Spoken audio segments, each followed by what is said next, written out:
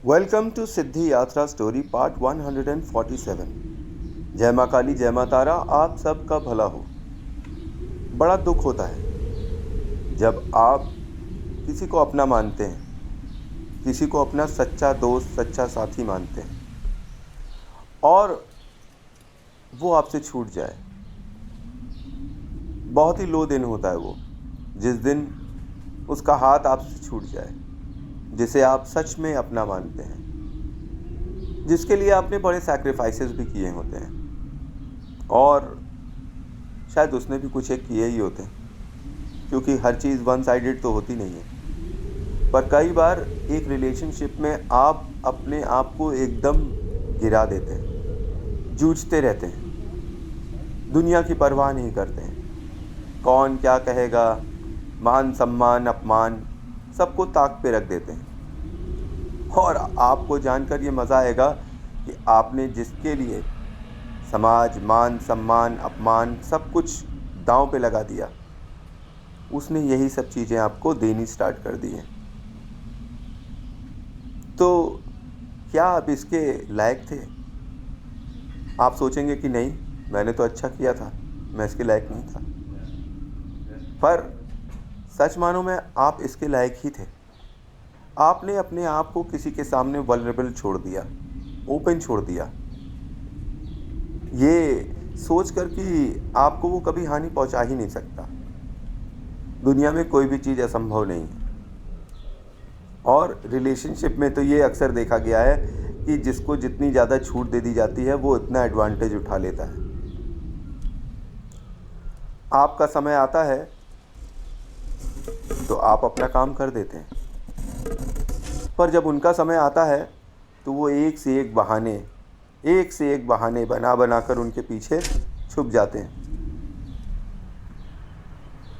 तो क्या ये सही है? क्या ये रिलेशनशिप के लिए, किसी भी तरह की रिलेशनशिप के लिए सही है? एक बेटा अपने पिता के सामने बैठा हुआ है। जब तक वो छोटा था उससे बोलते थे एक गिलास पानी ले आओ, ले आया करता था। अब वो जैसे जैसे बड़ा हो रहा है तो वो कहता है कि नहीं पापा, अभी अभी ला रहा हूँ, 2 मिनट ज़रा सा मैं बात कर लूँ, पापा ये कर दूँ, पापा वो कर दूँ। एक पत्नी जो शुरुआत में प्यार करती है और बाद में ऐसे हुक्म चलाती है जैसे कि मालिक हो वो। अब आप गुलाम हो गए अपने परिवार के, अपने संबंधों के। तो क्या ये रिलेशनशिप जायज़ है? किसके लिए जायज़ है? ये समाज के लिए जायज़ है कि आपके अपने लिए जायज़ है? मेरे हिसाब से जब भी आप किसी रिलेशनशिप में आते हैं, कोई भी ओहदे पे, एक पत्नी बन के, एक बेटे बन के, एक बहू बन के, तो आप अपने आप को संबंधों में बांध लेते हैं और आप बनते ही चले जाते हैं, उलझते ही चले जाते हैं। उनको खुश करने के लिए आप अपनी बलि देना स्टार्ट कर देते हैं और कितनी बार बलि देते हैं ये आपको खुद याद नहीं होता। और अंत में पता चलता है कि इन संबंधों के लिए, जिनके लिए आपने अपनी बलि कर दी, जीवन होम कर दिया, वो तो आपके कभी थे ही नहीं। वही आपको अक्यूज़ कर रहे हैं, वही आपको चीट कर रहे हैं, वही आपसे अब आंखों में आंख डालकर बातें कर रहे हैं, आपका दिल दुखा रहे हैं। उनको आपके दिल की कोई परवाह नहीं। जिन लोगों के लिए आपने अपना कलेजा काट कर रखा, वो असल में उस लायक थे ही नहीं। इसीलिए तो आप रो रहे हैं। और किस लिए रो रहे हैं? इसीलिए इंसान जब अपना दोस्त खोता है, कोई सच्चा साथी खोता है, तो जो दर्द होता है वो वही जानता है, क्योंकि उसे भरोसा होता है कि जब कभी भी कोई संकट होगा, सामने वाला मेरे साथ हमेशा होगा। जब कभी भी कोई इच्छा होगी, हम इससे शेयर ज़रूर कर सकते हैं। कुछ भी होगा, ये हमारे साथ होगा, चाहे दुनिया इधर की उधर हो जाए। और ये हमारा साथ नहीं छोड़ेगा। पर कई बार ये अजीब सी सिचुएशन हो जाती है कि आप ऐसा सोचते हैं, सामने वाला ऐसा कभी नहीं सोचता। जब उसे मौका मिलता है तो वो निकल जाता है और अपने पीछे समाज की भीड़ इकट्ठा कर लेता है और कहता है, देखो मेरे साथ कितने हैं, तुम्हारे पास कितने हैं। आप भीड़ में भी अकेले होते हैं और वो भीड़ लिए खड़ा होता है कि देखो मेरे पीछे ये लोग हैं, मेरे पीछे ये लोग हैं, मेरे पीछे ये लोग हैं। हमेशा समय एक जैसा नहीं होता। ये भीड़ जो आपके पीछे है, ये मात्र भीड़ है, सच्चे साथी नहीं है। सच्चे साथियों की कद्र केवल सच्चे साथी ही कर सकते हैं।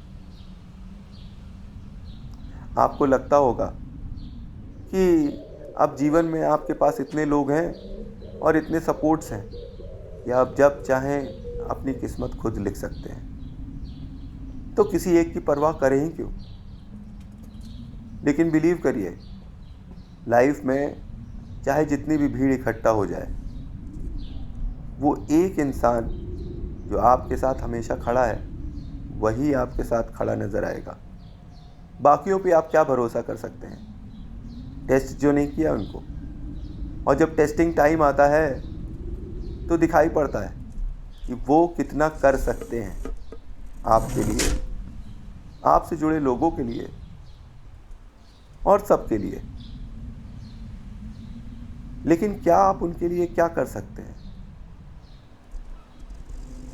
मैंने ऐसी कई सिचुएशंस देखी जिसमें दोस्ती निभाने के लिए एक दोस्त तो पिला पड़ा रहता है और दूसरा दोस्त उसे बकरा बना देता है। मेरी अपनी लाइफ में ऐसी कई इंस्टेंसेस हैं जिसमें मैंने कई लोगों को अपना दोस्त माना और उनके पीछे अपना समय गंवाया, पर अंत में पता चला कि वो दोस्त तो मतलबी थे।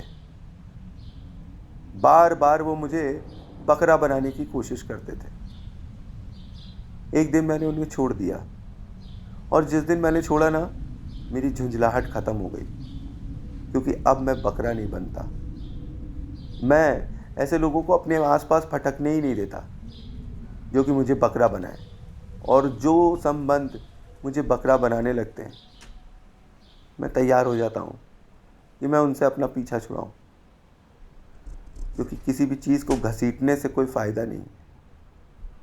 इसलिए दोस्ती में जब कोई दोस्त आपसे छूट रहा है तो ये दुख मत करिए कि वो चला जा रहा है। वो खुद ही जाना चाहता था, इसीलिए चला जा रहा है। उसके पीछे अपना समय और आंसू व्यर्थ मत करिए। न उसे आपके समय की कद्र है और न आपके आंसुओं की। वो जितना आपको रोते देखेगा वो उतना आपकी खिल्ली उड़ाएगा। अपने आप को कमज़ोर मत दिखाइए।